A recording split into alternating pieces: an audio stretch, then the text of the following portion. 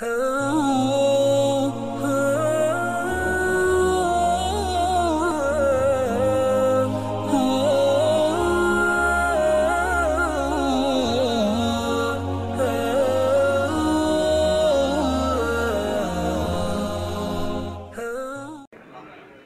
সুবহানাহু ওয়া তাআলা শুধু বলতে দেরি, হইতে দেরি আছে? উনি যদি একটা কাজ বলে হয়ে যাও, আর দেরি হবে? সুবহানাল্লাহ বলবেন না?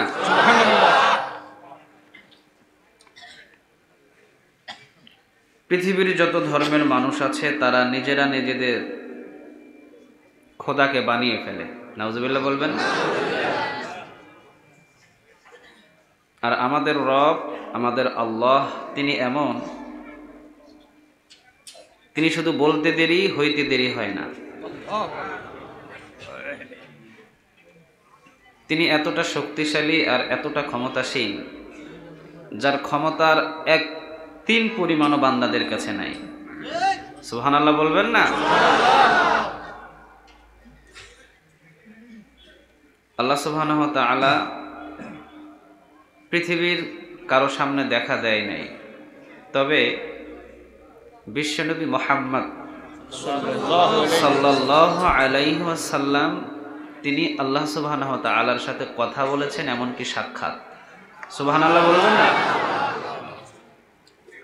সুবহানাল্লাযী আসরা বিআবদিহি লাইলাম মিনাল মাসজিদিল হারাম ইলাল মাসজিদিল আকসাল্লাযী বারাকনা হাওলাহু লিনুরিয়াহু মিন আয়াতিনা ইন্নাহু হুয়াস সামিউল বাসীর। সুবহানাল্লাহ, সুবহানাল্লাহ বলবেন না?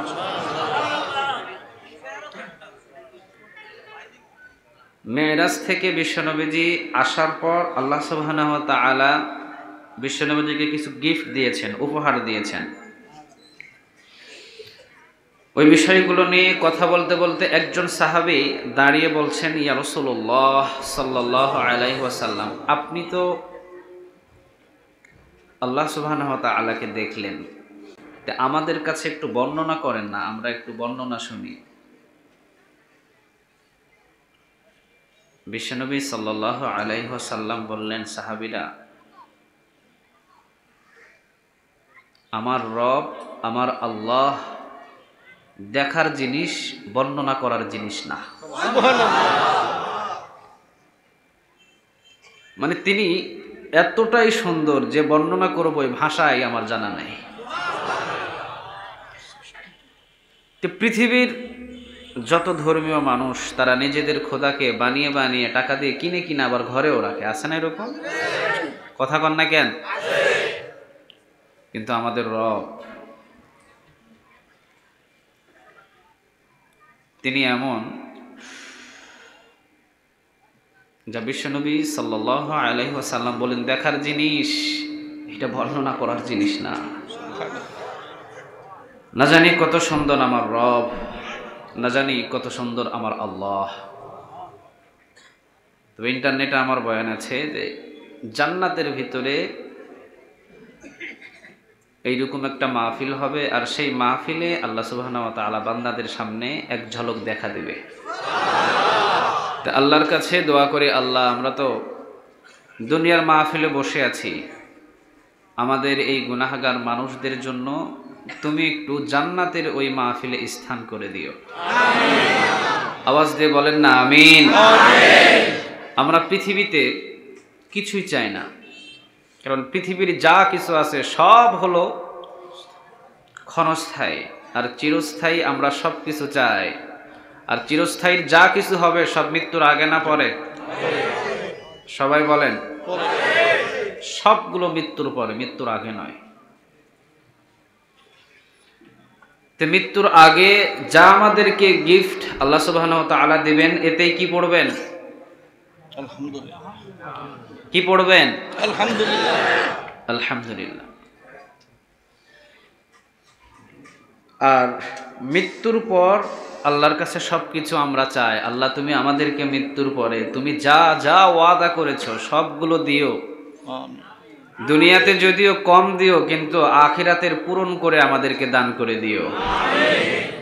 দুনিয়াতে একবেলা যদি অনাহারে থাকি আরেক বেলা খাই, কোনো অসুবিধা আছে?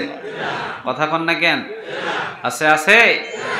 যত ইমানদার, যত আল্লাহওয়ালা, যত তাহাজ্জুদ গুজার, এই মানুষগুলো পৃথিবী চায় নাই, দুনিয়া চায় নাই, দুনিয়ার সুখ শান্তি তারা ভোগ করে নাই। সুবহানাল্লাহ বলবেন না? আর যত জালিম, যত অত্যাচারী, যত সন্ত্রাস, ডাকাত, সবগুলো দুনিয়ার শান্তি ভোগ বিলাস করে। এতে মুমিন আর মুত্তাকিদের অন্তরের ভিতরে দুঃখ প্রকাশ হতে পারে। আমরা আপনাকে সেজদা দিই, আমরা আপনার জন্য যুদ্ধের ময়দানে জিহাদ করি, রক্ত দিই, 5 ওয়াক্ত নামাজ আমরা সময় মতো আদায় করি, আবার রাতের অন্ধকারে শীতের ভিতরে ঠান্ডা পানি দিয়ে অজু করে তোমাকে সেজদা দিই। আমাদের মোটা চালের ভাতও হয় না, আর এই নাস্তিক মুরদাদগুলো চিকন চালের ভাত, আরও কত হাইফাই গাড়ি, ফ্ল্যাট বাড়ি, এত সুখ শান্তি কেন? সুখ শান্তি কি আল্লাহ আপনি আমাদেরকে দিবেন না? দুঃখ হতে পারে না? কথা কন না কেন? পারে পারে। বিশ্বনবীজিকে ঠিক একই প্রশ্ন একজন সাহাবী করেছিলেন। বিশ্বনবীজি বললেন, সাহাবী, একটা স্বর্ণমুখী সুই যদি সমুদ্রের মধ্যখানে ডুবিয়ে দেওয়া হয়, আর সেই স্বর্ণমুখী সুই ওঠানোর পর সুইয়ের আগায় পানি থাকে 1 ফোঁটা, কয় ফোঁটা? 1 ফোঁটা পানি পরিমাণ দুনিয়ার যা সুখ শান্তি তাই তাদেরকে দান করেছে, আর সাগরের সব পানি সম পরিমাণ সুখ শান্তি তোমাদের জন্য জান্নাতে আল্লাহ ব্যবস্থা করে রেখেছে। তো এই জন্যে যদিও আজকে আমরা একবেলা খাই আর একবেলা নাই, যদিও আমরা ইমামতি চাকরি করে 5,000 টাকা মাসে বেতন, পরিস্থিতি তো এমনই। কথা কন না কেন? বাংলাদেশের ইমামদের বেতন 1 লক্ষ টাকা করে দিলেও, বাংলাদেশের ইমাম সাহেবদের বেতন 1 লক্ষ টাকা করে দিলেও ইমামতির যে বিশাল একটা দায়িত্ব, বাংলাদেশ সরকার এটা শোধ করতে পারবে না। যাক, আমাদের দুর্ভাগ্য, কারণ আমরা পৃথিবীর কারো কাছে ধর্ণা ধরি না, কারো কাছে চাই না, চাই কার কাছে? আল্লাহর কাছে। তবে একটা জিনিস সব সময় মনে থাকতে হবে, সেই জিনিসটা কি? বংশের ভিতরে একজন আলেম যদি থাকে তাকে সম্মান করবেন, অথবা পরিবারের ভিতরে একজন আলেম যদি থাকে তাকে মহাব্বত করবেন, সম্মান করবেন, অথবা মসজিদের ইমাম সাহেব যিনি আলেম তাকে সম্মান করবেন। কেননা মনে রাখবেন, আগে এই পরিস্থিতি ছিল না, কিন্তু এখন পরিস্থিতিটা খুব চাপ। বিশ্বের ভিতরে গ্রুপ হয়ে গেছে 2টা, জুড়ে বলেন কয়টা? 2টা। একটা গ্রুপ চায় কোরআনের আলোটাকে নিভিয়ে দিতে, আরেকটা গ্রুপ চায় কোরআনের আলোটাকে বুকের তাজা রক্ত ঢেলে দিয়ে হলেও সেটাকে দিন দিন প্রচার করে রাখতে। চিল্লা বলো ঠিক কিনা? তাহলে গ্রুপ হয়েছে কয়টা? আওয়াজ দিয়ে বলতে হবে, কয়টা? আমি এই জায়গাতে এমনও কিছু মানুষ স্টেজের উপর এবং নিচে বসে আছেন, আমি যাদের ছাত্র হতে পারলে ধন্য হতাম।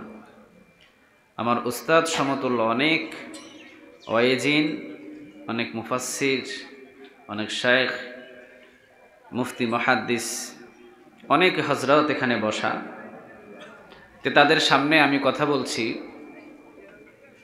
যাক, এটা আমার সৌভাগ্য।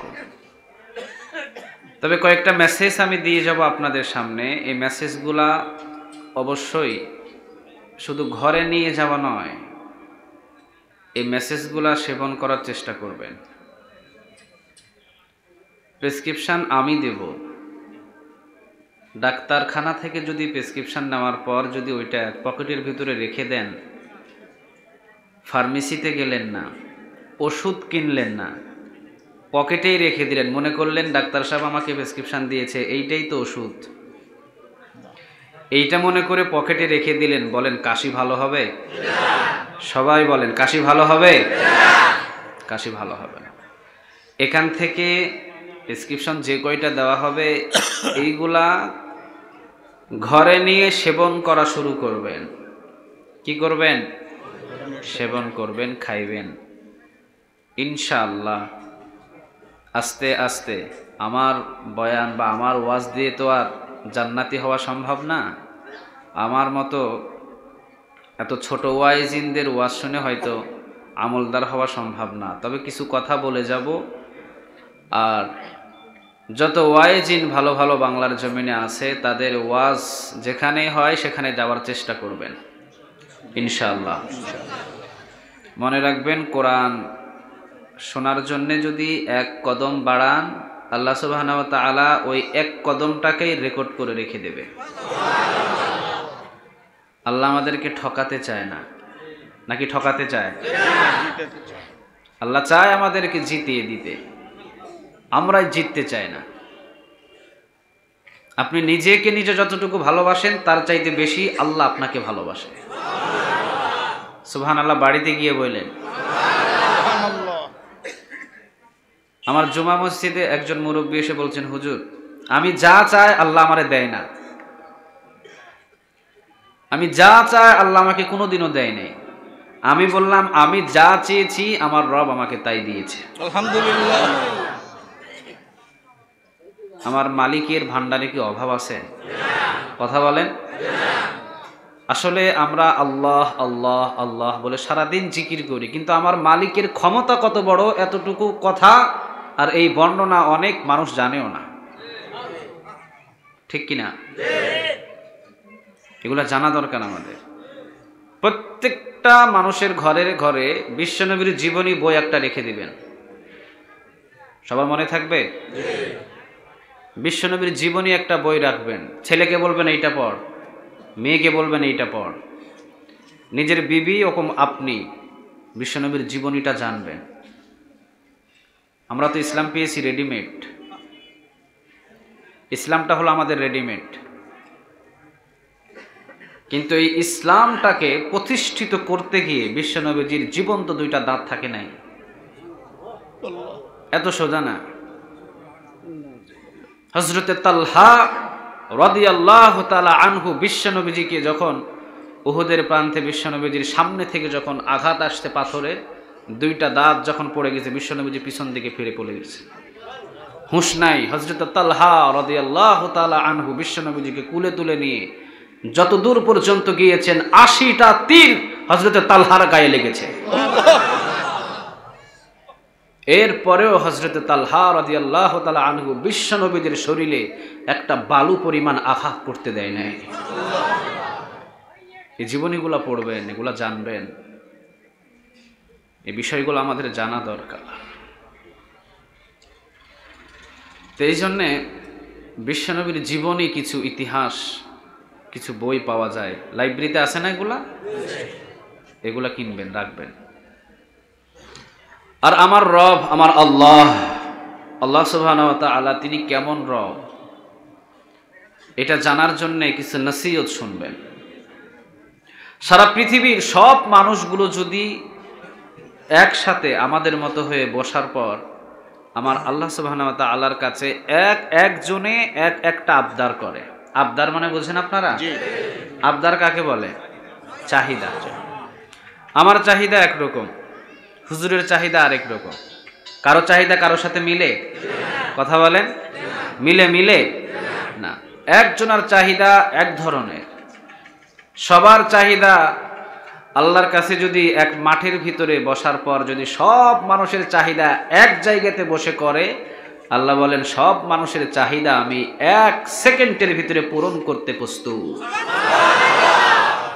তাহলে কেমন রবের আমরা ইবাদত করি? সুবহানাল্লাহ বলবেন না? আমাদের হুজুর আজকে যিনি বসে আছেন আমার পাশে, যাক আলহামদুলিল্লাহ, হুজুরের নামটা আমাকে একটু জানিয়ে দিলে ভালো হবে। জি, মোহাম্মদ মহসেন। আলহামদুলিল্লাহ, হুজুরের বাড়িতে 5 জন মেহমান। কয়জন? 5 জন মেহমান।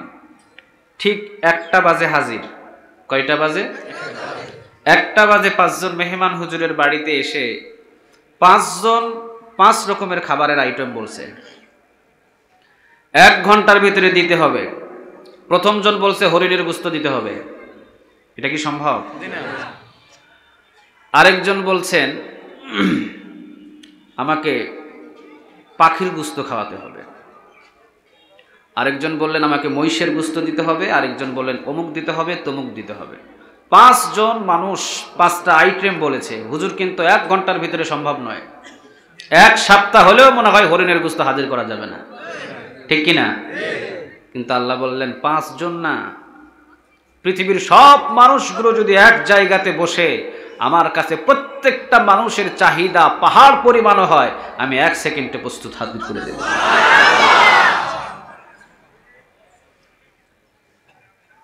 আল্লাহ সুবহানাহু ওয়া তাআলা বলেন, রব যারা দাবি করবে তাদের কাছে প্রশ্ন ছুড়ে দিবে কয়েকটা। প্রশ্ন ছুড়ে দিতে হবে তাদের কাছে। অনেকে আল্লাহ বলে দাবি করে না? কথা কন না কেন? করে করে। প্রথম নাম্বারই প্রশ্ন, যারা আল্লাহ বলে দাবি করে তাদের মৃত্যু হবে কিনা এটা জানতে হবে। পৃথিবীর সবাই মরবে, কুল্লু নাফসিন যায়িকাতুল মাউত। আল্লাহ কি মরবে? কথা বলেন। আল্লাহ সুবহানাহু ওয়া তাআলা মৃত্যু নাই, তিনি আছেন, তিনি কখনো মরবে না। সবাই মারা যাবে, তিনি একাই থেকে যাবেন। সুবহানাল্লাহ বলবেন। তো এই জন্যে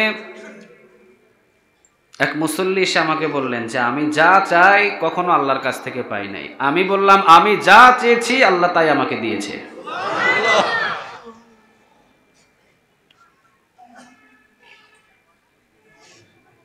যার প্রতি যার যত মহাব্বত, তার প্রতি তার তত টান, ঠিক কিনা? আপনার মহাব্বত যতটুকু, আপনার ইবাদতের জোরও ততটুকু। এই বাংলার কওমি মাদ্রাসাগুলাতে গিয়ে, অনেক মাদ্রাসাগুলাতে গিয়ে রাতের 2টা বাজে দেখবেন ছোট ছোট 15 বছর, 20 বছর, 18 বছরের ছেলেগুলো যায় নামাজে দাঁড়িয়ে দাঁড়িয়ে আল্লাহকে সিজদা করছে।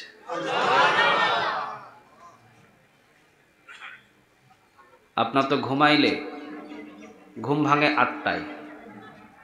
কয়টায়? 8টায়। আপনার চাহিদা আর তাহাজ্জুদ নামাজ আদায় করে 50 বছর পর্যন্ত, এর পরেও আল্লাহ সুবহানাহু ওয়া তাআলার কাছে হাত তুলে চায় না, হাত তুলে চায় না। আল্লাহ কি আমাদের চাইতে কম বুঝে না বেশি বুঝে? কখন কোন জিনিসের দরকার আমার, এটা ভালো বুঝবে কে? একটু আওয়াজ দিয়ে বলেন তো দেখি কে? আমি 5 ওয়াক্ত নামাজও পড়তে চাই না, আমার চাহিদার কোনো শেষ নাই, আর 50 বছর পর্যন্ত তাহাজ্জুদ নামাজে একদিন কাজা নাই, কোনো কিছু না চাইলেও আল্লাহ উপহার স্বরূপ তাকে দিতে থাকে। চাওয়া লাগবে কেন? আল্লাহর কাছে তো চাইতে হয় না। আল্লাহ ভালোই জানে এই ছেলের আমার এখন বিবির প্রয়োজন, উত্তম একটা বিবি দিতে হবে। এই বান্দার আমার এখন একটা ছেলের প্রয়োজন, ছেলে দিতে হবে। আমার এই বান্দার এখন অমুক জিনিসের প্রয়োজন, ওইটা দিতে হবে। এটা ভালো বুঝবে কে? আল্লাহ। আমরা কি ভালো বুঝবো? আরেকটা জিনিস, আল্লাহর কাছে চাই কিন্তু আল্লাহর কাছে চাওয়ার পরে পাই না। এমন জিনিস চাইবেন যে জিনিসের দ্বারা আপনি ক্ষতিগ্রস্ত হবেন, সেই জিনিসটাকে আল্লাহ আপনাকে দিবে? কথা কন না কেন? আল্লাহ রাব্বুল আলামিন বলেন, বান্দা আমি আল্লাহ রাব্বুল আলামিন তোমাদের সামনে ছুড়ে দিলাম কথা, ও নবী আপনি জানিয়ে দেন যত পৃথিবীর মানুষগুলো একটা গুনাহ করবে, আমি আল্লাহ রাব্বুল আলামিন অনুমতি দিয়েছি কিরামান কাতিবিন ইয়ালামুনা মা তাফআলুন। সুবহানাল্লাহ বলবেন না? আমি বলে দিয়েছি খবরদার আমার বান্দা যদি একটা গুনাহ করে, একটা গুনাহ করার কারণে আমার বান্দার একটা গুনাহই শুধু লিখবি, আর একটাও বাড়তি লিখতে পারবি না। আর আমার বান্দা যদি কোন নেক কাজ এখনো পর্যন্ত করে নাই, যদি শুধু নিয়তি করে বান্দার আমল নামায় একটা নেক সাথে সাথে লিখে দিবি। আপনি করতেই পারেন নাই, শুধু কি নিয়ত, আমি করব, যদি আল্লাহ আপনি তৌফিক দেন আমি আগামীকাল কাজটা করব। আপনি যদি তৌফিক দেন আগামী বছর আমি হজে যাব, নিয়ত করেছেন। কি করছেন? নিয়ত। আল্লাহ বলেন কিরামান কাতিবিনা ইয়ালামুনা মা তাফআলুন। কিরামান কাতিবিনদের যত ফেরেশতা নিযুক্ত করে রেখে দিয়েছি। অনেকে মনে করেন কিরামান একটা ফেরেশতা, কাতিবিন আরেকটা, আছে না এরকম? মনে করে না? কিরামান কাতিবিন এদের সংখ্যা অনেক হতে পারে, অনেক, 20 জন 25 জন 30 জন, এদের সংখ্যা অনেক। আল্লাহ রাব্বুল আলামিন বলে দিলেন বান্দা যদি একটা নেক কাজের নিয়ত করে, বান্দার একটা নেক কাজের নিয়তের সাথে সাথে বান্দার আমল নামায় একটা নেক লিখে দিবি। নিয়ত যখন করবে একটা নেক লিখে দিবি, আর যখন নিয়তটা পরিপূর্ণ করবে পাশে একটা শূন্য বসায় দিয়া 10টা নেক বান্দারে দান করে দিবি। গুনাহ করলে একটাই লিখতে বলবে, বেশি লিখবি না, একটা লিখবি। সুবহানাল্লাহ বলবেন না?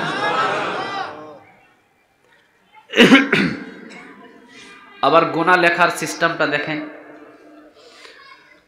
আপনি গুনাহ করার জন্য প্রস্তুত, আগামীকাল গুনাহ করবেন আপনি 10টার সময়। আজকে সন্ধ্যা 9টা অথবা রাত 8টা অথবা 10টার দিকে নিয়ত করে ফেলেছেন অমুক কাজটা করবেন, তবে কাজটা হলো গুনার কাজ। ফেরেশতারা এখনো পর্যন্ত কলম চালাই নাই। সুবহানাল্লাহ বলবেন না? আপনি পাপ বাড়িয়ে দিয়েছেন, গুনাহ করবেন, গুনাহ যেই জায়গাতে হবে ওই স্থানে আপনি পৌঁছে যাবার পর এখনো পর্যন্ত আপনি গুনার কাজে হাত দেন নাই। আল্লাহ রাব্বুল আলামিন বলেন এখনো তো আমার বান্দা হাত দেয় নাই, দাঁড়া, রহমতের হাত দিয়ে আমি পিছন দিক দিয়ে ডাকি বান্দা ফিরে কিনা। এত মায়া এত মহব্বত কারো আছে বলেন? পৃথিবীর কারো নাই। আল্লাহ রাব্বুল আলামিন বলেন বান্দা যখন তুই গুনার দিকে যাস আমি আল্লাহ রাব্বুল আলামিন রহমতের হাত দিয়ে ডাকি। সুবহানাল্লাহ বলতে পারলেন? রহমতের হাত দিয়ে আমার আল্লাহ ডাকে। যখন গুনার কাজ শুরু করে দিয়েছেন, স্টার্ট, একটা গুনাহ লিপিবদ্ধ হয়।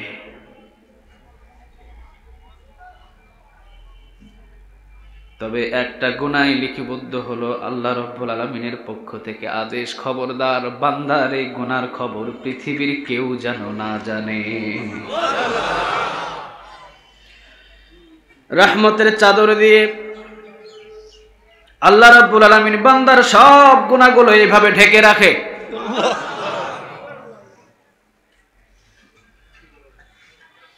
রহমতের চাদর দিয়ে বান্দার সব গুনাহগুলো ঢেকে রাখে, বলে খবরদার পৃথিবীর কোন মানুষরে জানাবি না বান্দা গুনাহ করেছে, বান্দার বিবিও যেন না জানে। আমার বান্দা গুনাহ করেছে আমার বান্দার ছেলেও যেন না জানে। আমার বান্দা গুনাহ করেছে আমার বান্দার বন্ধু বান্ধব যেন না জানে।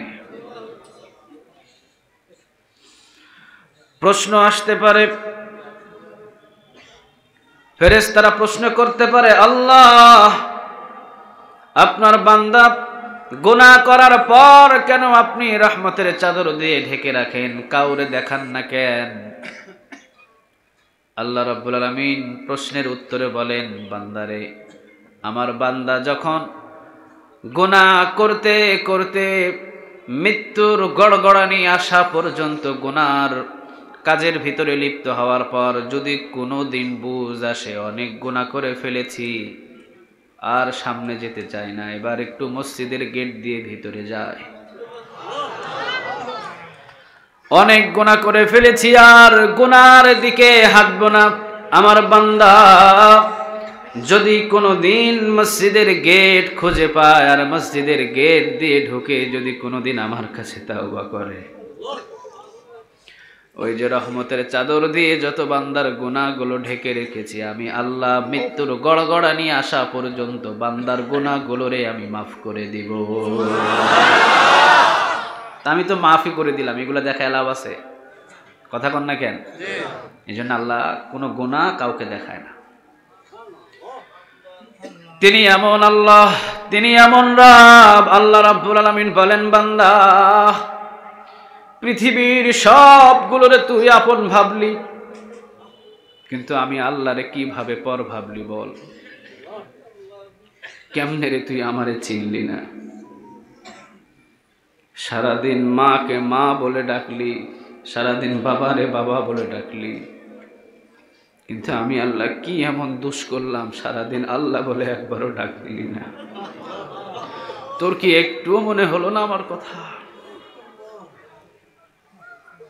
হুজুর কি আসছে?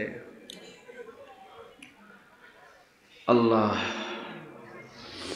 এই জন্য আল্লাহ রাব্বুল আলামিন বলেন, আল্লাহু লা ইলাহা ইল্লা হুয়া আল হাইয়ুল কাইয়্যুম লা তাখুযুহু সিনাতুন ওয়ালা নাওম। আল্লাহ, সুবহানাল্লাহ বলবেন না? একটু আওয়াজ দিয়ে বলেন তো দেখি, আল্লাহ। আওয়াজ দিয়ে বলেন, আল্লাহ আল্লাহ। কেমন একটা মজা লাগে না? দেখবেন পৃথিবীর যত গান আপনারা শোনেন, একটা গান 1 মাস শুনলেন, এরপরে বিরক্ত আসে না? বিরক্ত চলে আসে। আমাদের বাংলাদেশের ভিতরে সুপারহিট বাম্পার ফলন হয়েছিল, ফেটে যায়, ছেড়ে যায়, জোড়া দেওয়ার বুদ্ধি নেই, ছিল না গানটা? 6 মাস 1 বছর খুব মার্কেটে ছিল। এখন কি আছে? এখন টয়লেটও গান এটা বাজে না, ঠিক কিনা? এরপরে আরেকটা গান বাইর হয়েছিল, সারা বাংলাদেশ মিলে তার পিয়াকে খুঁজেছিল, ও পিয়া ও পিয়া তুমি কোথায়। খুব একটা হিট হয়েছিল না গান এটা? এখন কি জনপ্রিয়তা আছে? কথা বলেন, আছে? আছে। কিন্তু আল্লাহ সুবহানাহু ওয়া তাআলা বলেন, সব কিছু যৌবনকাল বৃদ্ধকাল সব আছে, কিন্তু আমি আল্লাহর যৌবনকাল অর্থাৎ ভালো লাগবে, বৃদ্ধকাল নাই ভালো লাগবে না এমনটা মনে হবে না। যতবার ডাকবি আল্লাহ বলে ততই তোর কাছে ভালো লাগবে। সারাদিন 1012 যদি ডাকেন খারাপ লাগে? কথা বলেন, লাগে? লাগে। আমরা তো 10, 15, 20 বার, এর বেশি তো ডাকতে পারি না, হয়তো 50 বার 100 বার। কিন্তু এমনও বাংলাদেশের ভিতরে এমনও আল্লাহওয়ালা আছে, সারা রাত শুধু আল্লাহ আল্লাহ বলে ডাকতে ডাকতে সারা রাত পার হয়ে যাবে।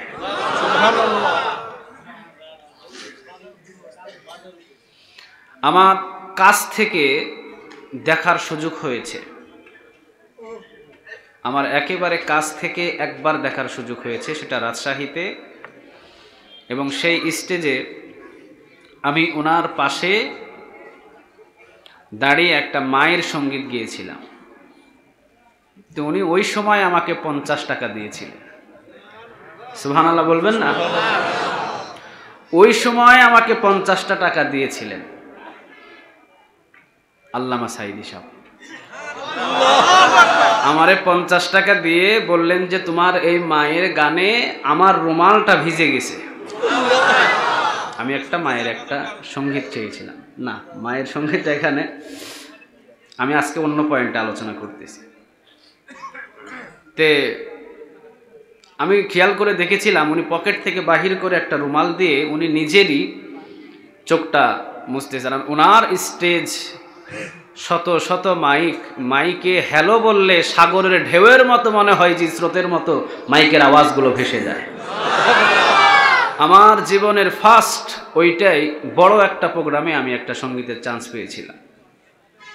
তো তখন আমি যতটুকু সময় ওনার পাশে ছিলাম ততটুকু সময় উনি চুপচাপ বসে থেকে শুধু আল্লাহ আল্লাহ বলে আল্লাহকে ডাকতেন, শুধু জিকির নিয়ে ব্যস্ত থাকতেন, হাতের গিরার ভিতরে অথবা তসবির ভিতরে। খুব কম কথা তিনি বলতেন। এটা আমি হকারি করতেছি না, ওনার কাছের যারা মানুষ তাদেরকে জিজ্ঞাসা করি। অহেতুক কথা তিনি কখনো বলতেন না, সব কথা তিনি যুক্তি দিয়ে বলতেন। তিনি চেয়েছেন সমস্ত মানুষ কোরআন দিয়ে জীবন গড়ে জান্নাতি হয়ে যাক। তিনি কোনো মানুষের সাথে শত্রুতামি করেন নাই, চিল্লা বলেন ঠিক কিনা? তার একটাই উদ্দেশ্য ছিল সারা বাংলার মানুষগুলো কোরআন দিয়ে চলবে, সারা পৃথিবী কোরআন দিয়ে চলবে, কারণ জমিন যার আইনে চলবে তো। কারো আইনের ভিতরে শান্তি থাকে না, কোনো মানুষের আইনের ভিতরে শান্তি থাকে? কথা বলেন, শান্তি থাকে? থাকে। পৃথিবীর কারো আইনের ভিতরে শান্তি থাকে না। শান্তি দিতে পারে একজন, বলেন তো তিনি কে? একটু আওয়াজ দিয়ে বলেন তো কে? শান্তি আল্লাহ সুবহানাহু ওয়া তাআলা দিতে পারে। তো উনি আমাদের দেশের একটা সম্পদ, ঠিক না? যাক, আলহামদুলিল্লাহ, আল্লাহ সুবহানাহু ওয়া তাআলা ওনাকে সুস্থ রাখুক, আমরা বলি আমিন। আর জোরে বলি আমিন। আপনারা মনে হয় মেসেজটা পেয়েছেন। উনি একটা মেসেজ দিয়েছিল, দুইটা মেসেজ উনি এই তো কয়েকদিন আগেই দুইটা মেসেজ উনি পেশ করেছিল যে আমার মনের ইচ্ছা। উনি ইচ্ছাটাকে বলেছে, একবার উনি মদিনায় যাবে, কাবা ঘরে যাবে, ওনার পৃথিবীর কারো কাছে দুঃখের কথা বলবে না, উনি ওনার রবের কাছে দুঃখের কথা বলবে, পৃথিবীর কারো কাছে না। আর যার শানে, যার সুন্নত মেনে সারা জীবন চলেছেন, তার রোজার পাশে কয়েকটা মিনিট দাঁড়িয়ে তাকে কয়েকটা কথা বলবে। আর দ্বিতীয় নম্বর, তার মনের ইচ্ছা তিনি আবার মাইকের সামনে কথা বলতে চান। আর তার মনের আশা এই না যে মাইকের সামনে কথা বলে বলে টাকা কামাই করবে না, তার মনের ইচ্ছা মাইকের সামনে আবার কথা বলবে। আর দূর থেকে পাষাণগুলো তার বুকের যেন বুলেট মেরে তাকে মাইকের সামনে কোরআনের কথা বলতে বলতে তাকে বিদায় করে দেয়। তিনি চায় শাহাদাতের মওত। যেন যে কথার জন্য আজকে এতটাই পরিস্থিতি, তিনি চায় ওই কথা বলতে বলতে যেন কোরআন সামনে নিয়ে কোরআনের কথা বলতে বলতে যেন ঠাস করে বুকে একটা বুলেট লেগে তিনি এই ময়দানেই বিদায় নেন। তার ইচ্ছা এটা।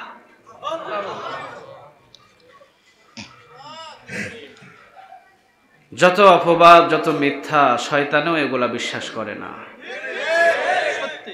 একটাই টার্গেট, বাংলার মানুষদের সামনে আল্লামা সাঈদীকে তুচ্ছ বানানো। কিন্তু আল্লাহর কসম করে বলি, আল্লাহ যাকে সম্মান দেয় পৃথিবীর কেউ তাকে বেইজ্জত করতে পারে না। বেইজ্জত করা এত সোজা না। ওয়া তুইজ্জু মান তাশা, এত সোজা না। আল্লাহ রাব্বুল আলামিন বলেন, বান্দা ওয়া তুইজ্জু মান তাশা ওয়া তুযিল্লু মান তাশা বিয়াদিকাল খায়র ইন্নাকা আলা কুল্লি শাইইন কাদির। আমি আল্লাহ রাব্বুল আলামিন সকালবেলা ক্ষমতার চেয়ারে বসায়, আবার বিকেল বেলা আমি আল্লাহ এমন রব, আমি এমন আল্লাহ। সকালবেলা ক্ষমতার চেয়ারে বসিয়ে দিই ফুলের মালা দিয়া, আবার বিকেল বেলা জুতার মালা দিয়া রাস্তায় ঘোরাতে পারি। আমি এমন রব। সকালবেলা ধনী হাজার হাজার মানুষ যাকে স্যালুট দেয়, আমি আল্লাহ রাব্বুল আলামিন যদি ইচ্ছা করি বিকেল বেলা সেখান থেকে টেনে হিচড়ে নামিয়ে রাস্তার ভিতরে কাপড় খুলে রিকশাওয়ালা আর ভ্যানওয়ালাদের ছিঁড়া জুতার বাড়ি মাথার উপরে ফালা। আমি এমন রব। মনে করিস না সারা পৃথিবীর সব শক্তি মিলে সমস্ত কৌশল দিয়ে কোরআনের প্রেমিক আর কোরআনদের খাদেমদের মানুষের সামনে তুচ্ছ বানাবি, এমনটা নয়। আমি আল্লাহ রাব্বুল আলামিন তোরা চাস পৃথিবীর মানুষদের সামনে তুচ্ছ বানাতে, আর আমি আল্লাহ চাই তাকে সম্মানের চেয়ারে আসন দিতে।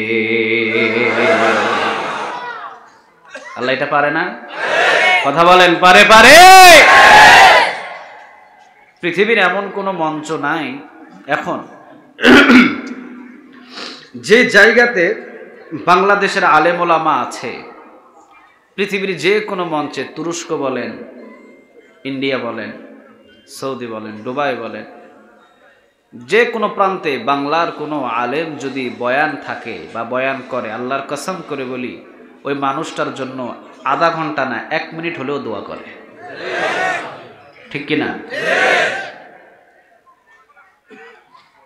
কিন্তু আল্লাহ চায় তাকে সম্মান দিতে। পৃথিবীর কেউ বেইজ্জত করতে পারবে? কথা বলেন, পারবে? পারবে। আমি কিছুদিন আগেও কথা একটা বলেছিলাম, তিনি যদি টাকা পয়সা এইগুলার কাছে বিক্রি হয়ে যেতেন, বাংলার জমিনের ভিতরে আলেমদের ভিতরে সবচাইতে টাকাওয়ালা আল্লামা সাইদি থাকতো। কিন্তু জীবনে কোনো দিন বাতিলদের কাছে মাথা নত করে না। এখনো পর্যন্ত তিনি বলেন, গলায় ফাঁস পড়তে রাজি আছি, বাতিলদের কাছে মাথা নত করতে রাজি না।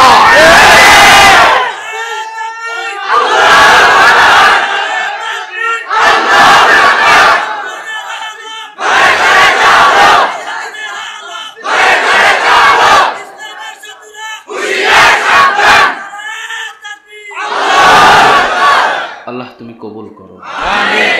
আওয়াজ দিয়ে বলেন আমিন। এই জন্য আল্লাহ রাব্বুল আলামিন বলেন, কুল হুয়াল্লাহু আহাদ আল্লাহুস সামাদ লাম ইয়ালিদ ওয়া লাম ইউলাদ ওয়া লাম ইয়াকুল লাহু কুফুয়ান আহাদ। রব কিন্তু সবাই হতে পারবে না। আল্লাহ হতে হলে কিছু কোয়ালিটি লাগে। কি লাগে? আওয়াজ দিয়ে বলেন তো দেখি, কি লাগে?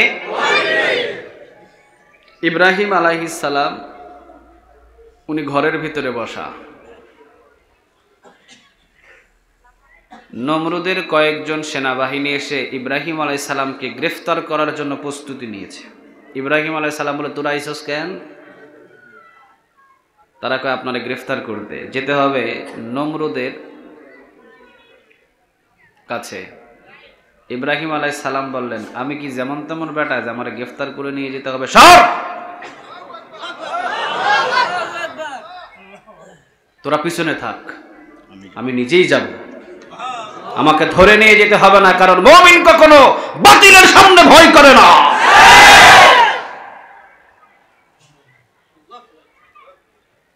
ধমক দিয়ে ইব্রাহিম আলাইহিস সালাম চলে গেছেন নমরুদের সামনে। আসার স্টাইল দেখে নমরুদের পেটের ভিতরে দিছে এক কামড়, কারণ ইব্রাহিম যেমন তেমন পয়গম্বর নয়। এটা কি যেমন তেমন পয়গম্বর? যেমন তেমন পয়গম্বর? আল্লাহ সুবহানাহু ওয়া তাআলা বলেন, আমার দিন কায়েমের জন্য পয়গম্বর পাঠিয়েছি, কিন্তু আখিরি জামানার পয়গম্বরের পরে কি আর কোনো পয়গম্বর আসবে? কথা বলেন, আসবে? আসবে? আসবে না। আখিরি জামানার পরে কোনো পয়গম্বর আসবে না ঠিক, কিন্তু আখিরি জামানার ভিতরে একটা কোরআন প্রেমিক আসবে, তারাও বাতিলের সামনে মাথা নত করবে না।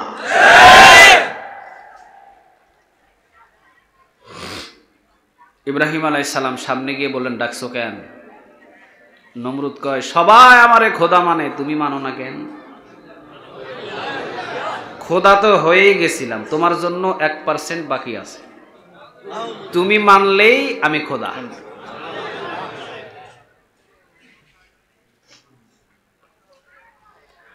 ইব্রাহিম আলাইহিস সালাম বলেন, নমরুদ, ইচ্ছা হয় খোদা মানতে, কিন্তু কেমনে মানো? আমার প্রশ্নের উত্তর যদি দাও অবশ্যই খোদা মানব। নমরুদ বলেন, ক। ইব্রাহিম আলাইহিস সালাম বললেন, আপনি মরবেননি। আপনি কি মরবেন? নমরুদ মনে মনে কয়, তুই তো আমার সিপার ভিতরে ফালাই দিছস, এমন সিপাই ফালাইছস কোনো দিকে লড়তেও পারি না, চড়তেও পারি না। প্রশ্ন করে বসতে, আপনি কি মরবেন? নমরুদ কয়, মরমু তো ঠিক আছে, না বললেও ঝামেলা, কারণ আমি তো বাঁচুম না, না বললে মিথ্যা হয়ে যাবে। আবার মরব বললে কি কয় আল্লাহ জানে। যাক, সত্যটাই কই দি। ইব্রাহিম আলাইহিস সালাম সামনে দাঁড়ানো। নমরুদ বললেন, চাপ, সবাই তো মরবে, সবাই তো মরে যায়, আমিও মরু। ইব্রাহিম আলাইহিস সালাম বলেন, আপনি যদি মারা যান, কেমনে আমি আপনারে খোদা হিসাবে মানি? আমার রব তো তিনি, আমার রব তো সে, যিনি জন্ম নেন নাই, জীবনে কোনোদিন তিনি মারা যাবে না। সুবহানাল্লাহ বলবেন না? আল্লাহু লা ইলাহা ইল্লা হুয়া আল হাইয়ুল কাইয়্যুম লা তাখুযুহু সিনাতুন ওয়া লা নাওম। সুবহানাল্লাহ বলবেন না? আল্লাহু লা ইলাহা ইল্লা হুয়া আল হাইয়ুল কাইয়্যুম। তিনি কি মরবে? মারা যাবে? যাবে।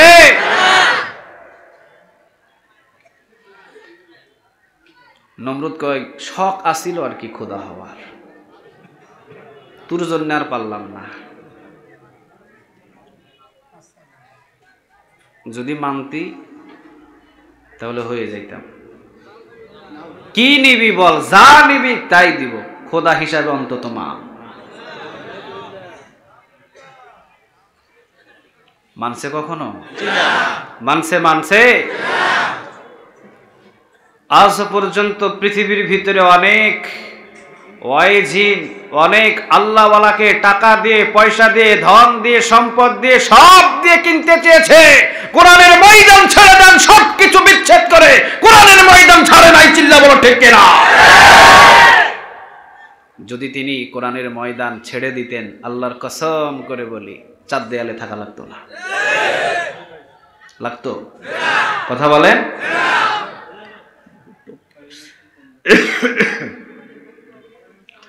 দ্বিতীয় নাম্বার, প্রথম নাম্বার প্রশ্ন, আপনি মরবেন। দ্বিতীয় নাম্বার প্রশ্ন, আপনি কি ঘুমান নাকি? নমরুদ কয়, আমি তো ঘুমাইলে খবরই থাকে না। আপনি ঘুমান, আপনি যদি ঘুমিয়ে যান তাহলে কিভাবে আপনার রাজ্যের ভিতরে কোন জায়গায়, কোন ঘরের ভিতরে কি হয় আপনি কি টের পান? কয় না। আমার গোলা থেকে, আমার রাসাদ থেকে, প্রাসাদ থেকে কত জিনিস যে চুরি হয়ে যায়, আমি নমরুদ আজ পর্যন্ত খবর পাই না। কয়, আপনি নিজের রাজপ্রাসাদেরই খবর পান না, আপনি আমার খবর কেমনে নিবেন রে? কেমনে নেবেন? আপনি ঘুমায় থাকেন। আচ্ছা, আপনি যখন ঘুমান, আমি যদি ইব্রাহিম সমুদ্রের মাঝখানে বিপদে পড়ে গেছি, এখন ডাকছি নমরুদ নমরুদ নমরুদ, আপনি তো ঘুমে, আমারে বাঁচাইবো কেডায়? সুবহানাল্লাহ বলবেন না? বারবার নমরুদ বলে চিৎকার দিছি, কিন্তু আপনি তো ঘুমে, আপনার ঘুম ভাঙবে 8টায়, 8টায় উঠে দেখবেন আপনার লুঙ্গি খাটের নিচে পড়ে রয়েছে। এমন ঘুমানা আপনি ঘুমাইছেন। আর আমি রাত 3টার সময় ডাকমু সমুদ্রের মাঝখানে, নমরুদ নমরুদ, আমারে বাঁচাইতে পারবেন না। আপনি খোদা হইলেন কেমনে? লা তাআখুযুহু সিনাতুন ওয়ালা নাওম। সুবহানাল্লাহ বলবেন না? শোন নমরুদ, আমার আল্লাহ রাব্বুল আলামিন এমন আমার রব, রাতের 2টা বাজে সমুদ্রের মধ্যখানে যদি বিপদে পড়ার পর আল্লাহ বলে ডাক দি, আমার আল্লাহ ঘুমায়ও না, আমার রব তন্দ্রামিও নাই। রাতের 2টা বাজে বিপদে পড়লে কাউরে ডাক দিলে পাবো না, কিন্তু আমার আল্লাহকে আল্লাহ বলে ডাক দিলে আল্লাহ সাথে সাথে আমাকে সহযোগিতা করতে প্রস্তুত। তাহলে তোরে কেমনে আমি খোদা হিসেবে মানবো? এখন তুই ক। নমরুদের ঘাড় একটু তেড়া না? এখন তো যুক্তিতে আইসা কিছুই পারে না। যুক্তিতে না পারা এখন কয় ধর ধর, জেলখানায় লই যা, পোড়া। পোড়ানোর জন্য প্রস্তুত। জিব্রাইল আলাইহিস সালাম এসে কয়, জিব্রাইল, ইব্রাহিম আলাইহিস সালাম, আমি আসছি, আপনারে পোড়াইতে পারবো না, আপনি বলেন আগুনটারে আমি নিভাইয়া দিই। সুবহানাল্লাহ বলবেন না? আপনি হলেন আল্লাহর পয়গম্বর, আপনি হলেন খলিল, আপনি হলেন আল্লাহর বন্ধু। খলিল অর্থ কি বলেন তো দেখি? পিছনের ভাইরা বলে না। খলিল অর্থ কি? হাবিব অর্থ কি? দুইটাই বন্ধু। তাহলে খলিল আর হাবিব বেশম আছে না? আছে আছে। খলিল অর্থ এমন বন্ধু যে খলিল তার বন্ধুকে খুশি করার জন্য সব কাজ করবে। আর হাবিব অর্থ এমন বন্ধু, আল্লাহ হাবিবকে খুশি করার জন্য আল্লাহ সব কাজের আঞ্জাম দেবে। তাহলে খলিল আর হাবিব দুইটা বেশম আছে না? খলিল এমন বন্ধু আল্লাহরে খুশি করার জন্য সব কাজ করবে, আল্লাহ যা বলবে তাই করবে, খালি পরীক্ষা আর পরীক্ষা। সবচাইতে বেশি পরীক্ষা করছে ইব্রাহিম আলাইহিস সালাম রে। সুবহানাল্লাহ বলবেন না? প্রথম নম্বরে পরীক্ষা, বিবি ছেলেরে রেখে মক্কায় চলে আসো, যাও। কত বছর বয়সে একটা ছেলে পাইছে, এইটারেও নাকি মরুভূমির ভিতরে রেখে আসবে। নিয়ে গেলেন, উঠের পিঠে করে নিয়ে যাবার পর নামিয়ে দিলেন। নামিয়ে দিয়ে সোজা কোনো কথা নাই, কারণ ইব্রাহিম আলাইহিস সালামের মুখের ভিতরে কোনো কথা আসে না, দম আটকে গেছে। আহা, নিজের বিবি আর নিজের কলিজার সন্তান এই মরুভূমিতে রাখবো, কারো হুকুমে নয়, একজনের হুকুমে। তিনি কে? উঠের পৃষ্ঠে থেকে নামানোর পর ইব্রাহিম আলাইহিস সালাম উঠের রশি ধরে দিয়েছে টান পিছন দিকে। ইব্রাহিম আলাইহিস সালামের বিবি হাজরা দৌড় দিয়ে সে উঠের সামনে দাঁড়িয়ে 2 হাত এইভাবে দিয়ে বলছে, আপনি দাঁড়ান, আপনি আমাদেরকে উত্তপ্ত বালুর উপরে মরুভূমিতে কিছু নাই, একটা ঘর নাই, একটা বাড়ি নাই, একটা মাংস নাই, আমাদের তো খাবারও নাই, পানিও নাই, কিছু নাই। কার কথা অনুযায়ী আপনি আমাদেরকে এখানে রেখে যেতেছেন? শুধুমাত্র ইব্রাহিম আলাইহিস সালাম মুখের ভিতরে কোনো কথা দেন নাই, কোনো কথাও বলেন নাই, শাহাদাত আঙ্গুল দিয়ে ইশারা করলেন, কারো কথাই নয়, একজনের কথাই। তিনি কে? হাজরা বুঝে গেছে এটা তো কোনো জায়গা থেকে কথা আসে নাই, এটা আল্লাহর পক্ষ থেকে আদেশ এসেছে, নিশ্চয়ই এটা ইব্রাহিম নিজে করে নেয়। হাজরার ঈমান কত বড়! চিৎকার দিয়ে বললেন, যান, আপনি এখন চলে যান, কারণ আপনি তো আমার স্বামী, যদিও আপনি পয়গম্বর, আমার স্বামী, যান আপনি চলে যান। কারণ যদিও আপনার উপরে আমি কিছুটা নির্ভরশীল ছিলাম, কিন্তু আপনি যার আদেশ অনুযায়ী আমাকে রেখে যেতেছেন, আপনার চাইতে বড় বন্ধুর খবর আমি পেয়ে গেছি। নিশ্চয়ই তিনি আমাকে ভাতে পানিতে কোনো কিছুতে মারবে না। সুবহানাল্লাহ বলবেন না? একটু পরেই উত্তপ্ত বালুর গরমে ইসমাইল আলাইহিস সালাম হুশ আর বেহুশ দৌড় দিলেন সাফা থেকে মারওয়া, মারওয়া থেকে সাফা। সুবহানাল্লাহ বলবেন না? আল্লাহ রাব্বুল আলামিন বললেন, হাজেরা তুই তো কোনো সাধারণ বান্দি না, তুই তো কোনো সাধারণ মেয়ে না। যা রে হাজেরা, যতটুকু ইমানের পরীক্ষা তুই দেওয়া শুরু করলি রে হাজেরা, তোর পায়ের কদম সাফা আর মারওয়াতে পড়েছে। আমি পৃথিবীতে যত মানুষ আসবে, যারা হজ করতে আসবে, সাফা মারওয়াতে দৌড় দেওয়া আমি আল্লাহ নিজেই ওয়াজিব করে দিলাম। সাফা মারওয়াতে দৌড় দেওয়া কি? সুবহানাল্লাহ বলবেন না? আল্লাহ বললেন, দৌড় দিলি কিন্তু পানি তো কোথাও নাই। যা হাজেরা, এখন একটু ইসমাইলের কাছে যা। এসে দেখে জম জম কূপ চালু করে দিছে। সুবহানাল্লাহ বলবেন না?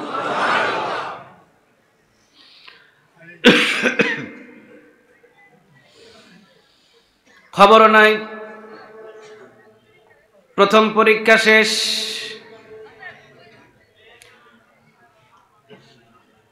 খবর নাই, ইসমাইল আলাইহিস সালাম যখন একটু বড়, হঠাৎ করে আল্লাহ রাব্বুল আলামিন বললেন, ইব্রাহিম কুরবান করো মিয়া, তুমি না পয়গম্বর, তোমার সবচাইতে প্রিয় বস্তু আমার রাস্তায় কুরবান করে দাও,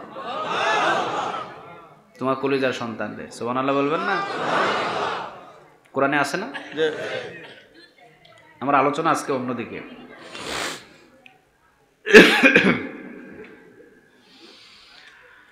ইব্রাহিম আলাইহিস সালাম বসা থেকে উঠতে পারছে না। কথাইটা শুনে অনেক দূর থেকে আবার সেই মক্কাতে এসে দেখাশোনা সাক্ষাৎ করার পর ইব্রাহিম আলাইহিস সালাম ইসমাইল আলাইহিস সালাম রে ডাক দিয়ে বললেন, আব্বাজান আমি তো তোমারে কুরবান করব। এই কথা শুনেই ইসমাইল আলাইহিস সালাম দিছে একটা দৌড়। না না, দৌড় দিছে।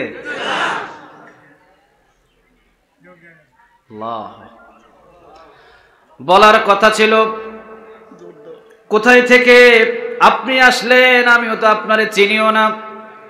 আমার মা বলেছে আপনি আমার পিতা, কিন্তু পিতা হিসাবে তো দায়িত্ব পালন করার কথা, কোনো দায়িত্ব তো পালন করেন নাই, ঠিক কিনা? কোনোদিন আমারে খাওয়ান নাই, কোনোদিন পরার নাই, হঠাৎ করে হুট করে কোথায় থেকে এসে এখন বলছেন কুরবান করবেন। এটা কি সস্তা? এমন কথা দেওয়ার উত্তর, কথা দেওয়ার কথা ছিল না? এমন কথা কমনেরই উত্তর ছিল। আমরা হলে এই কথাগুলোই বলতাম, ঠিক কিনা? কিন্তু ইসমাইল আলাইহিস সালাম বললেন, আপনি কুরবান দেবেন না, আমাকে সবরদের অন্তর্ভুক্ত পেয়ে যাবে, আপনি আঞ্জাম দেন। ইব্রাহিম আলাইহিস সালাম ইসমাইল আলাইহিস সালাম রে নিয়ে চলে গেলেন। পিছনে শয়তান ধোকা দিলেন, এক একটা করে পাথর ছুঁড়ে মারলেন। এখনো পর্যন্ত হাজিরা পাথর মারে, ঠিক কিনা? ইব্রাহিম আলাইহিস সালামের কিছু কাজ কিয়ামত পর্যন্ত চালু থাকবে। এটা যেমন তেমন কোনো পয়গম্বর নয়। নিয়ে গেলেন ইসমাইল আলাইহিস সালাম। ইব্রাহিম আলাইহিস সালাম বলেন, বাবা এখানেই। আর কষ্ট করে দূরে নিয়ে যাওয়া যাবে না রে বাবা, এই জায়গাতেই। শুধুমাত্র ইব্রাহিম আলাইহিস সালাম বললেন, বাবা আমি যে তোমারে কোরবান দেব, মনের ভিতরে কোনো কষ্ট দুঃখ আছে কিনা? ইসমাইল আলাইহিস সালাম বললেন, আব্বাজান কোনো কষ্ট নাই, তবে আব্বাজান আমাকে কোরবান দেওয়ার পর আমার শরীরের ভিতরে যে জামা আছে, রক্ত মাখানো জামা, নিয়ে আমার মাকে দিন, আমার মাকে মা বলে ডাকার মতো আর তো কেউ থাকবে না, আমার মার একটু জামাটা আপনি দিয়ে দিন, এই কথাটাই আমার শেষ, আর কোনো কথা নেই। ইব্রাহিম আলাইহিস সালাম বললেন, বাবা ঠিক আছে, তোমার কথা রাখবো বাবা, কোনো পেরেশান করো না। ঠিক ইব্রাহিম আলাইহিস সালাম ছুরি বাহির করার পর প্রস্তুতি নেবেন। ইসমাইল আলাইহিস সালাম বললেন, আব্বাজান হাতও বাঁধেন, পাও বাঁধেন। হাত আর পা রশি দিয়ে শক্ত করে মজবুত করে বাঁধার পর যখন প্রস্তুতি নিয়েছেন ইব্রাহিম আলাইহিস সালাম, ইসমাইল আলাইহিস সালাম বললেন, আব্বাজান একটু ওয়েট করেন, একটু দেরি করেন। রশিগুলো যা বেঁধেছেন, যত শক্ত করে মজবুত করে যত শক্ত করে মজবুত করে রশিগুলো বেঁধেছেন, মনে হয় কিয়ামতের দিন আমি আর আপনি অপমানিত হয়ে যাব। খুলে ফেলেন, খুলে ফেলেন, প্রয়োজন নাই রশিদ। আমি হতে পারি ছোট ইসমাইল, কিন্তু বাপ কা বেটা সিপাही का घोड़ा कुछ ना हो तो थोड़ा थोड़ा। अरे बाप যেই রকম বেটাও তো সেই রকম। এইটা তো সাধারণ কোনো ইসমাইল নয়, এইটাও তো আল্লাহর একটা পয়গম্বর ইসমাইল। যদিও সাইজে ছোট, কিন্তু এটা কি যেমন তেমন মানুষ? কথা বলেন, যেমন তেমন মানুষ? আল্লাহ। ইসমাইল আলাইহিস সালাম বললেন, আব্বাজান যেইভাবে গিট দিয়ে শক্ত করে আমার পা বেঁধেছেন, যেইভাবে হাত বেঁধেছেন, আমার চিন্তিত হয়, পেরেশান হয়, রশিগুলো খুলে দেন। ইব্রাহিম আলাইহিস সালাম বলেন, বাবা একবার বলো বাঁধার জন্যে, আবার বলো খোলার জন্যে। ইসমাইল আলাইহিস সালাম বললেন, আব্বাজান আপনি জবাহ করেন, বিন্দু পরিমাণও আমি নড়াচড়া করব না আব্বাজান, কিন্তু আমি রশিটা খুলতে বললাম এই জন্যে, কারণ কিয়ামতের দিন যখন আপনাকে ডাক দিয়ে আল্লাহ রাব্বুল আলামিন যদি লক্ষাধিক পয়গম্বরের সামনে প্রশ্ন করে, ইব্রাহিম ইসমাইল রাজি ছিল না বলে রশি দিয়া বাইন্দা জোর করে তুমি কুরবান দিয়েছো, এমন কথা যাতে আমার আল্লাহ আপনারে না বলতে পারে, জবা করেন, বিন্দু মাত্র আমি ইসমাইল নড়াচড়া করব না। কি মা, সুবহানাল্লাহ বলবেন না?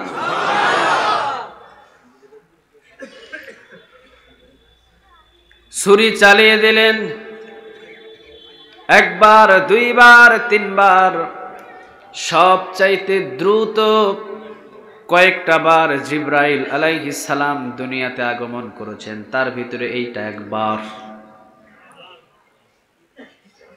জান্নাতের জানোয়ার নিয়ে, পশু নিয়ে জিব্রাইল আলাইহিস সালাম হাজির হয়ে জিব্রাইল আলাইহিস সালাম বললেন, আপনি তো পাশ হয়ে গেছেন। সুবহানাল্লাহ বলবেন?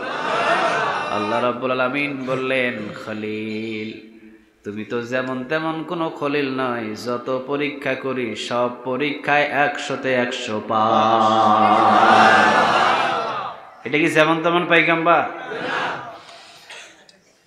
নমরুদ রে কয়, আপনি মারাও যাবেন, আবার আপনি ঘুমান, তাহলে কেমনে হবে? যদি আমি বিপদে পড়ি কে আমারে বাঁচাবে? আর আপনি যদি মারা যান আমি খোদা পামু কই, আমি রব পামু কই? অতএব ফাজলামি বন্ধ করে দেন, নিজের খোদা দাবি বন্ধ করে দিয়ে এক আল্লাহর ইবাদত করা শুরু করে দেন। কথাটা কি খারাপ? কথা বলেন খারাপ? অনেক ভালো কথা। জেলখানায় আগুনের কুণ্ডি দিয়ে ধরে পাকড়ে ফালায় দেওয়া হচ্ছে, জুলুমি না? কথা বলেন। আজ পর্যন্ত পৃথিবীর ভিতরে কোরআনের সব কথাগুলো বলার কারণে অনেক আলেমদেরকে দুনিয়া থেকে বিদায় করে দেওয়া হয়েছে। ইব্রাহিম আলাইহিস সালামের জীবনের সাথে ইদানিং স্বাধীনতার পর থেকে অনেক আলেমদের জীবনে মিলে গেছে। কথা কন না কে?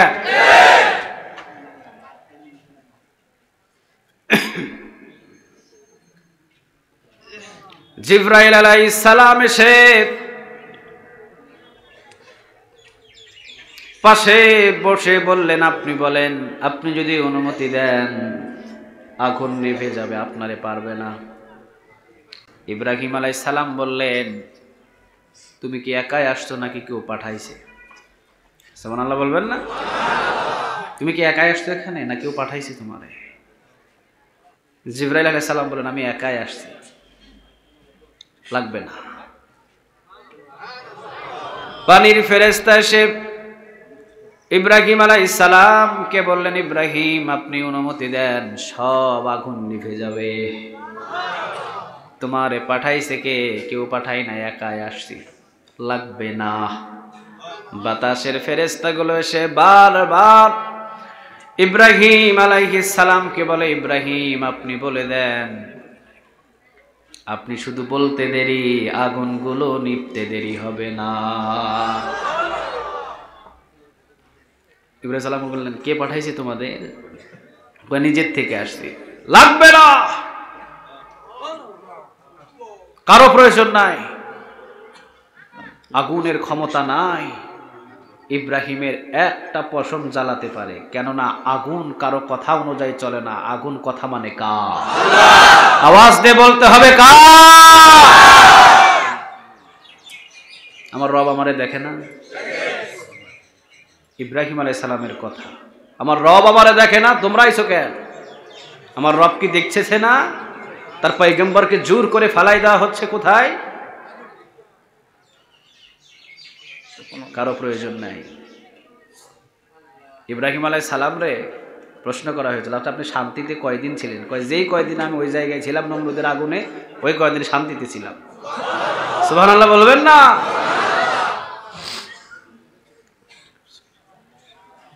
এই জন্য আল্লাহু লা ইলাহা ইল্লা হুয়া আল হাইয়ুল কাইয়ুম, আল্লাহ হলেন তিনি যিনি কোনোদিন মরবেনও না, কেউ মারতেও পারবে না। নাকি মারা যাবে? আমরা এমন একটা রবের ইবাদত করি, তিনি জীবন্ত ভোর থাকবেন কিন্তু মৃত্যু নাই। চিল্লা বলো ঠিক কিনা? লা তাখুযুহু সিনাতু ওয়ালা নাওম, তার ঘুমও নাই, তার তন্দ্রামিও নাই। নাকি ঘুমায়া যায়? হ্যাঁ, তন্দ্রামি আছে, একটু কাইতই যায়, আছে আছে। আমরা মসজিদে গেলে জিমাই না? আমি কত ঘুমাইছি মসজিদে। মসজিদে গেলে ঘুম চলে আসতো আগে। এখন তো খুতবা দিই, কিন্তু আগে তো আর খুতবা দিতাম না। হুজুরে কি বলতো না বলতো অত শরম থাকতো না, ঝিমাইতাম, ঘুমাইতাম। কারণ মসজিদ হলো শান্তির জায়গা, ঘুম আসে। সুবহানাল্লাহ বলবেন না? দেখবেন কোনো জায়গাতে ঘুম নাই, মসজিদে গেলেই ঘুম। এটা শান্তির জায়গা। কিসের জায়গা? শান্তির জায়গা। প্রত্যেকটা মুমিনদের ঘর হলো এক একটা ছোটখাটো জান্নাত। সুবহানাল্লাহ বলবেন না? জান্নাতের ভিতরে কি অশান্তি না শান্তি? সবাইকে বলতে হবে অশান্তি না শান্তি? মুমিনের ঘর যদিও ছোট, যদিও ভাঙাচোরা, কিন্তু মুমিনের ঘর হলো ছোটখাটো একটা জান্নাত। আর যদিও ফ্ল্যাট বাড়ি, তালাকে তালা, বিদেশি দেশি না, বিদেশি ঘুমের ওষুধ খায়ও ঘুম আসে না। আছে না এরকম? যদিও দেখছেন বড়, কিন্তু এটা জাহান্নাম। ওইটা কি? মসজিদে মেম্বরের আইন অনুযায়ী নামাজ কালাম চলে। মসজিদে চেয়ারম্যানের নিয়ম আইন অনুযায়ী নামাজ কালাম চলে? এমপির নিয়ম আইন অনুযায়ী নামাজ কালাম চলে? মসজিদে যে নিয়মগুলো পালন করা হয় এই নিয়মগুলো কার? একটু আওয়াজ দিয়ে বলেন তো দেখি কার? শান্তি কম না বেশি? আজও পর্যন্ত একটা জিনিস বুঝলে চলে, সারা বাংলার জমিনের ভিতরে মানুষের আইন বাদ দিয়ে যদি আল্লাহর আইন দিয়ে বাংলার জমিনটা চলতো, পুরো বাংলার জমিন মসজিদের মতো হয়ে যেত, অশান্তি থাকতো না। নাকি থাকতো? থাকতো না। এই জন্য ইব্রাহিম আলাইহিস সালাম নমরুদের সাথে একটাই কথা, তুমি রব হিসাবে, খোদা হিসাবে যদিও দাবি করো মিয়া, তুমি তো মারা যাবা, তুমি তো ঘুমাও, কিন্তু আমার রব এমন ঘুমায়ও না। সুবহানাল্লাহ বলবেন না? তার মৃত্যুও নাই। নাকি তার মৃত্যু আছে? মুসা আলাইহিস সালাম একদিন প্রশ্ন করেছিলেন, আপনি ঘুমান না? জবরদস্ত পয়গম্বর মুসা আলাইহিস সালাম আল্লাহর সাথে কথা বেশি বলতেন না কম? সবাই বলেন বেশি না কম? বেশি। মুসা আলাইহিস সালাম কত বাজে? এখন 11:11 আল্লাহু আকবার। আমি আর 15 মিনিট কথা বলবো ইনশাআল্লাহ। হুজুরকে নিয়ে আসেন। আমাদের রেগুলার কথা বলতে হয়। জি ইনশাআল্লাহ।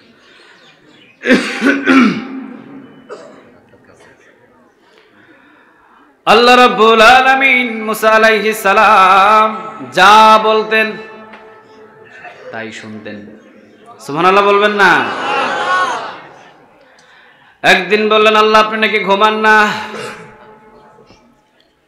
আরেকদিন মুসা আলাইহিস সালাম আল্লাহ রাব্বুল আলামিন রে প্রশ্ন করে বসলেন, আল্লাহ আমার একজন গুনাহগার বান্দা আপনার কাছে শান্তি চায়, আপনি শান্তি দিয়ে দেন।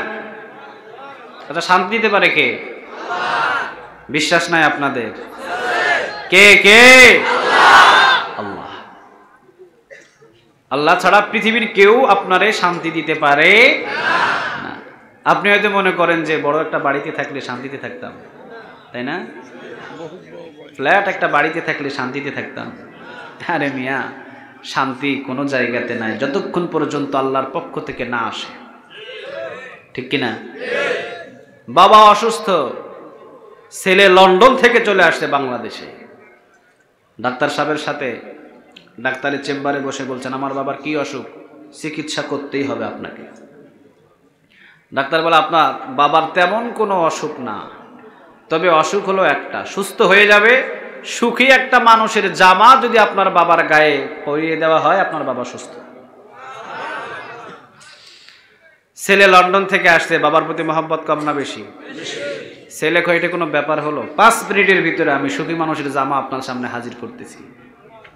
চলে গেছে মাশাআল্লাহ বসুন্ধরা সিটিতে, বড় টাওয়ারের মালিক যে, তার বাড়িতে গিয়ে নক করে বলতেছে, আপনার সাথে সাক্ষাৎ করেছি এই জন্যই যে আমার বাবা অসুস্থ, আপনার একটা জামা দিতে হবে। আমার জামা কেন?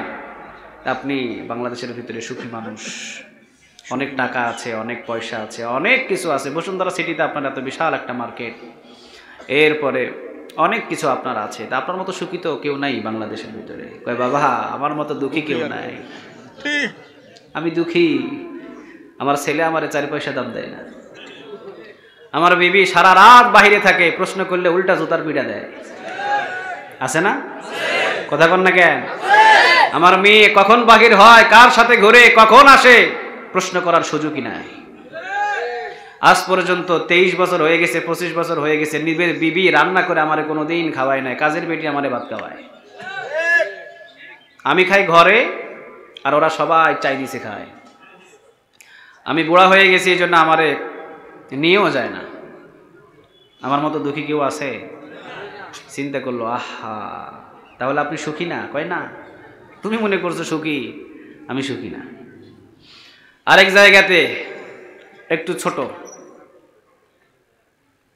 বিশাল বড় এক ফ্ল্যাটে গিয়ে বলছেন, আপনার কাছে এসেছি, আপনার সুখী মানুষ, কত কিছু রং তামাশা আপনাদের ভিতরে, একটা জামা দেন আমার বাবারে পরাই দিই। কি কইলা? আমি সুখী? 10টা 12টা ঘুমের ওষুধ খায় সারা রাত তাকায় থাকে, এইভাবে একটা ঘুম আসে না আমার চোখে,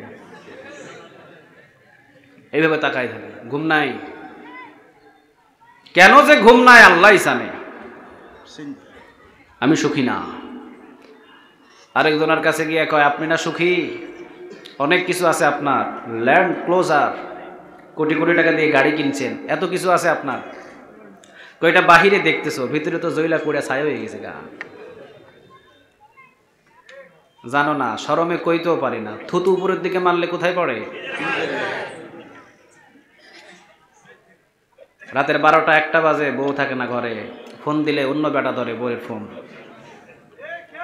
রিসিভ করে, আসে না? কইতেও পারি না শরমে। সুখী মানুষ কোথাও পেল না। চিন্তা করলো আমার বাবা তাহলে সুখী, মানুষের জামা পরিধান করতে পারবে না। মনের দুঃখে 1 সপ্তাহ ঘোরাঘুরি করার পর চলে গেছে বিশাল এক জঙ্গলের ভিতরে, যেখানে মানুষও যায় না, কোনো মানুষের আনাগোনা নাই। বৃদ্ধা একটা মানুষের সাথে দেখা, তেমন জামা কাপড় নাই শরীরের ভিতরে। চিন্তা করলো এখানে তো কোনো মানুষ আসে না,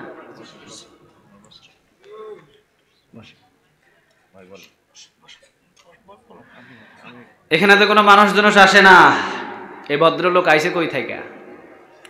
ভালো আছে? এই ভদ্রলোক আইছে কই থেকে? কাছে গিয়া জিজ্ঞাসা করে বাবা তোর নাম কি? কোনো আওয়াজও নাই।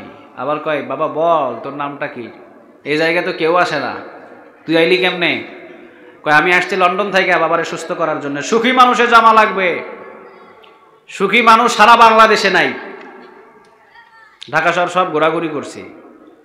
সুখী মানুষ তুই সুরা বাংলাদেশে পাস নাই, আমি তো সুখী মানুষ। আমার মতো সুখী কেউ আছে কিনা জানি না, কিন্তু আমি খুব সুখী।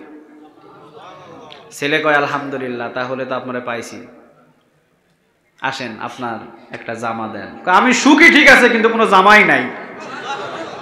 সুবহানাল্লাহ বলবেন না? সুখ মনে করেন যে টাকা পয়সার ভিতরে আছে, বাড়ি গাড়ির ভিতরে আছে।